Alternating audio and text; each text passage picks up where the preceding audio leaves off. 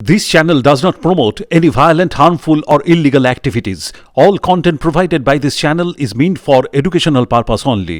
এতখানি করার পর যৌথ সিদ্ধান্ত সরকারের এতগুলি পদক্ষেপ এতগুলি নতুন পোস্টিং তারা এবার দয়া করে কাজে ফিরুন। কিছুটা পুতুল নাচের এফেক্ট আসছে, কিছু কিছু জায়গায় সুতো অন্য জায়গায় থাকছে। ধর্ষণ আর খুনের ঘটনাটা, মূল ঘটনাটা কে কে করলো, কারা করলো, এইটা তো সিবিআর বলা উচিত। আন্দোলনকারীরা সরকারের সঙ্গে কথা বলবেন, সরকার আন্দোলনকারীদের সঙ্গে কথা বলবেন, এটার উপর দাঁড়িয়ে কোনো মন্তব্য করব না। প্রথম প্রশ্ন, ধর্ষণ করে খুন। দ্বিতীয় প্রশ্ন, নাকি খুনের পর ধর্ষণ। এখানে মুখ আর মুখোশ অনেক তফাৎ হয়ে যাচ্ছে। শতরূপকে নিয়ে মাথা ঘামাবার মতো বাড়তি সময় আমার কাছে আসেনি। কুণালদা, জুনিয়র ডাক্তারদের যে 5 দফা দাবি ছিল তার মধ্যে 3 দফা দাবি মেনে নিয়েছেন মুখ্যমন্ত্রী, কিন্তু তারপরে এখনও জুনিয়র ডাক্তাররা আন্দোলনে অনড়। এই বিষয়টি কীভাবে দেখছেন? দেখুন, জুনিয়র ডাক্তারদের যে আন্দোলনের মূল যে জায়গাটা, সেটা হচ্ছে নির্যাতিতার ন্যায় বিচার, দোষীদের গ্রেফতার। এগুলোর সঙ্গে আমরা গোড়া থেকে সবাই একমত। মমতা বন্দ্যোপাধ্যায় মাননীয় মুখ্যমন্ত্রীও বারবার বলেছেন, অভিষেক বন্দ্যোপাধ্যায়ও বারবার বলেছেন, দলও বারবার বলেছেন। সমস্যাটাই কর্মবিরতি ধরনের পদ্ধতি নিয়ে, যেখানে লক্ষ লক্ষ গরিব মানুষ সরকারি হাসপাতালে চিকিৎসা পরিষেবা পাচ্ছেন না, হয়রানি হচ্ছে, মৃত্যুর খবর আসছে, সিস্টেমটা নষ্ট হচ্ছে।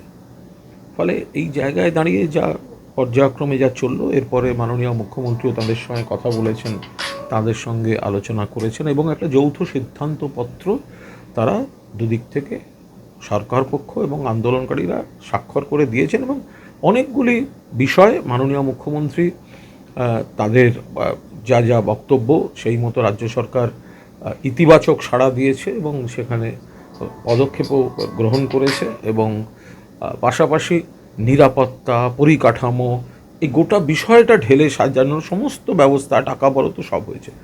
এখন অভিষেক বন্দ্যোপাধ্যায় টুইট করে যেটা বলছেন যে তারা এবার দয়া করে কাজে ফিরুন। রাজ্য সরকার ইতিবাচকভাবে সাড়া দিচ্ছে, সমস্ত ব্যবস্থা হচ্ছে। আসল তদন্তটা সিবিআই এর হাতে, মামলা দেখছে সুপ্রিম কোর্ট। এটা তো রাজ্য সরকার বা পুলিশের হাতে নেই।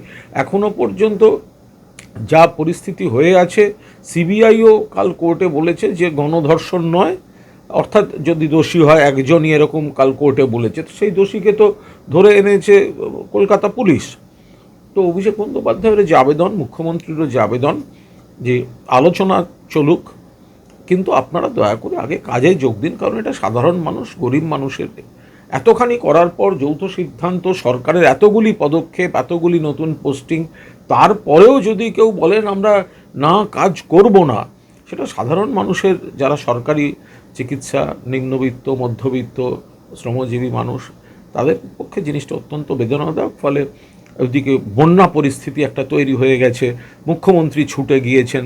বন্যা পরিস্থিতি তৈরি হওয়া মানে সেখানে মেডিকেল সহায়তাও লাগবে। যেখানে জল হয় সেখানে নানা ধরনের, জল থাকার সময় একরকম বিপদ, জল নামার সময় একরকম বিপদ। ফলে বেশি সংখ্যক চিকিৎসকও সেখানে হয়তো লাগতে পারে। এই অবস্থায় এরা যদি কর্মবিরতি থেকে ফিরে কাজে যোগ দেন, সেই আবেদনটা মুখ্যমন্ত্রী বারবার করেছেন, অভিষেক বন্দ্যোপাধ্যায় আজ আবার করেছেন, আমরাও বারবার করছি। আজকে আবার ফের সিএসকে একটা মেল পাঠানো হচ্ছে। এই বিষয়টা নিয়ে কোনো কথা বলবো না, কারণ এটা সরকারি প্রশাসনের বিষয়। আন্দোলনকারীরা সরকারের সঙ্গে কথা বলবেন, সরকার আন্দোলনকারীদের সঙ্গে কথা বলবেন, এটার উপর দাঁড়িয়ে কোনো মন্তব্য করবো না। আরো একটি প্রশ্ন করব, জুনিয়র ডাক্তাররা প্রথমে বলেছিলেন যে লিখিতভাবে যতক্ষণ না পর্যন্ত তাদের যে 3 দফা দাবি আছে তা মানা হচ্ছে, ততক্ষণ তারা আন্দোলন চালিয়ে যাবে।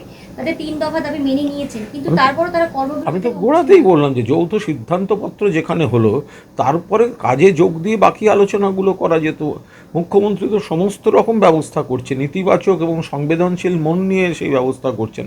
তারপরে কাজে যোগ দেব না, এই জায়গাটা কিন্তু সেটা সাধারণ মানুষ। দেখুন, যাদের পয়সা আছে প্রাইভেটে দেখাবে, প্রাইভেট হসপিটালগুলো খোলা, ডাক্তারবাবুদের চেম্বারগুলো খোলা, হ্যাঁ, তো সুতরাং সেগুলোয় যারা পয়সা দিয়ে যাবে তাদের জন্য সমস্যা নেই। কিন্তু সাধারণ মানুষ, গরিব মানুষ, শ্রমজীবী মানুষ, যারা নিম্নবিত্ত, তারা যারা সরকারি পরিষেবাটার উপর, সরকারি হাসপাতালের উপর নির্ভর করেন, তাদের ক্ষেত্রে খুব বেদনাদায়ক পরিস্থিতিটা তৈরি হচ্ছে। ফলে তাদের স্বার্থে এরা কাজে যোগ দিক। আমি দেখছিলাম যে আপনি নিজে একটি পোস্ট করেছেন, সেখানে একাধিক প্রশ্ন করেছেন যে কে ধর্ষণ করেছে, একাধিক মানুষ এদের যুক্ত আছে কিনা। এই বিষয়ে তদন্তটা তদন্তের ব্যাপার। আমাদের বক্তব্য, কলকাতা পুলিশ প্রথম 24 ঘন্টার মধ্যে একজনকে ধরেছে, এরপরে বিষয়টি সিবিআইয়ের হাতে চলে গেছে। সিবিআই এতদিন হয়ে গেল, কি আপডেট আছে? যে দুজনকে তারা ধরেছে, অর্থাৎ যিনি এক্স প্রিন্সিপাল এবং টালা থানার প্রাক্তন ওসি, তাদেরকে তো সরাসরি খুন বা ধর্ষণের জন্য ধরেননি। যে অভিযোগটা তারা দিয়েছে, যে তথ্য প্রমাণ ইত্যাদি ইত্যাদি, তো সেটা তারা বলতে পারবেন, অ্যাকিউজরা বা তাদের আইনজীবীরা, আমি সেখানে কথা বলতে যাব না। কিন্তু ধর্ষণ আর খুনের ঘটনাটা, মূল ঘটনাটা কে কে করলো, কারা করলো, এইটা তো সিবিআইয়ের বলা উচিত। কালকে সিবিআই কোর্টে বলল গণধর্ষণের প্রমাণ এখনও নেই, তাহলে ধরে নিতে হয় একজন ব্যক্তি, তাহলে সেক্ষেত্রে যাকে কলকাতা পুলিশ ধরেছে ধরা যাক সেটি। আবার যদি ধরা যায় যে প্রশ্ন এখন এক প্রথম প্রশ্ন ধর্ষণ করে খুন, দ্বিতীয় প্রশ্ন নাকি খুনের পর ধর্ষণ। আবার তৃতীয় একটা সূত্র বলছে যে তার আগে একাধিক ব্যক্তির উপস্থিতিতে একটা কোনো সংঘাতমূলক পরিবেশে মারামারি ইত্যাদি এসব হওয়ার পর মেয়েটি খুন হয়ে যায়, এরপর কেউ বা কারা সঞ্জয়কে ডেকে পাঠায় এবং সে বাকি কুকর্মগুলি করে। তা এর মধ্যে কোনটা ঠিক কি, এটা তো দেখার দায়িত্ব হচ্ছে সিবিআইয়ের। সিবিআই যত দ্রুত সম্ভব এই তদন্তটাকে কনক্লুড করুক এবং মানুষের কাছে এটা জানাক। প্রতিটি আন্দোলন থেকে একজন ছাত্র নেতা উঠে আসে, এক্ষেত্রে প্রথম সারিতে রয়েছে কিঞ্জল নন্দ, অনিকেত মাহাতো। এই বিষয়টাকে কিভাবে দেখছেন? আলাদা করে কোনো কিছু দেখছি না, কারণ এখানে আরও অনেকগুলি মুখ রয়েছে, 2-3 বা 4 জন হয়তো সাংবাদিক বৈঠক করেন। ফলে এখানে আসল যে গণ্ডগোলটা, আমরা আবার বলছি, আসল যে বিষয়টি খুন এবং ধর্ষণ, তার ন্যায় বিচার আমরা সবাই চাই এবং দোষীদের চরম শাস্তি আমরা সবাই চাই। এমনকি যদি কেউ তথ্য প্রমাণ আড়াল করে থাকে তারও আমরা শাস্তি চাই। কিন্তু এই বিষয়টা এখানে মুখ আর মুখোশ অনেক তফাৎ হয়ে যাচ্ছে। পেছন থেকে অনেক পাকা মাথার রাজনৈতিক লোকজন তারা পরিচালনা করছেন।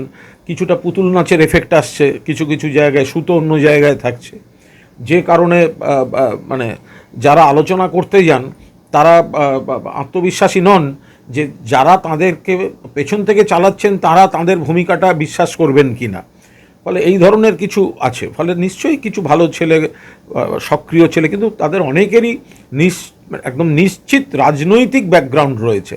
ফলে এইভাবে আলাদা করে বলা খুবই মুশকিল। পাকা মাথার লোক মানে কি বলতে চাইছেন? যারা চায় যে আন্দোলনটা চলুক, অচলাবস্থা চলুক, একটা অ্যানার্কি চলুক, যারা ফোনে কথা বলে যে ডাক্তারদের এমনভাবে হামলা করা হোক, মারা হোক, যাতে তৃণমূল সরকার অস্বস্তিতে পড়ে। ফলে এই ধরনের পাকা মাথা যারা ডাক্তারদের বন্ধু সাজছে, অ্যাকচুয়ালি তারা ডাক্তারদের আন্দোলনটাকে হাতিয়ার করে অরাজকতা তৈরি করতে চাইছে। সেই সমস্ত যারা শিবির রয়েছে সেগুলোও তো এদের পেছন থেকে মদত দিচ্ছে। বিজেপির নেতা মন্ত্রীরা, এই মন্ত্রী নয়, নেতারা, যুবনেতারা, মহিলা নেত্রীরা খাবার দাবার অন্যান্য রসদ নিয়ে গিয়ে ওখানে বসে থাকছেন। সিপিএমের লোকেরা ওখানে গিয়ে বসে থাকছেন। লোকের বুঝতে অসুবিধা হচ্ছে ওটা রাজনৈতিক না অরাজনৈতিক। একটা অন্য বিষয়ে প্রশ্ন করব। আপনি 2-3 দিন আগে নিজের ফেসবুকে একটা পোস্ট করেছিলেন হাতে ইঁদুর নিয়ে, সেখানে লিখেছিলেন যে এখানে নাম দিলাম শতরূপ। সে নিয়ে শতরূপ ঘোষও তিনি পাল্টা প্রতিক্রিয়া দিয়েছেন এবং কিছুদিন গতকাল একটি ডিজিটাল প্ল্যাটফর্মে তিনি বলেছেন যে আপনার নাম যেহেতু দিয়েছিল ওই বন্দি খরগোশকে, তো অল ইন্ডিয়া খরগোশ কমিটির তরফ থেকে তাকে এগুলো একদম ছেলে মানুষই। শতরূপ একটু বাচাল কিন্তু ছেলে মানুষ। হ্যাঁ, আর বারবার মানে ওকে দল এমন একটা খারাপ জায়গায় দাঁড় করায়, বারবার হারায় ওকে।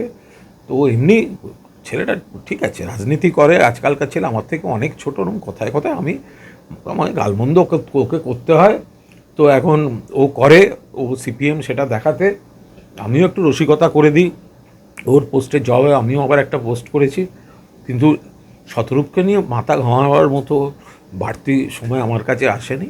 একটু বাচাল, একটু মানে সিপিএমের ছাত্র যুব নেতাদের মধ্যে ও একটু বাকিদেরকে হ্যাটা করে বাকিদের থেকে যেন একটু এগিয়ে থাকি, এইটাও দেখাতে চাই। ওর লড়াইটা আমার সঙ্গে নয়, ও বাকি ওই জেনারেশনের বাকিদের পেছনে ফেলে ও একটু ওভার স্মার্ট সাজতে দেয়। ও ঠিক আছে, ওর তো রাজনীতিতে চলে। উনি সেখানে আরো বলেছেন না, উনি কি বলেছেন সেটা ওনাকে নিয়ে ভাবার মতো বাড়তি সময় আমার নেই।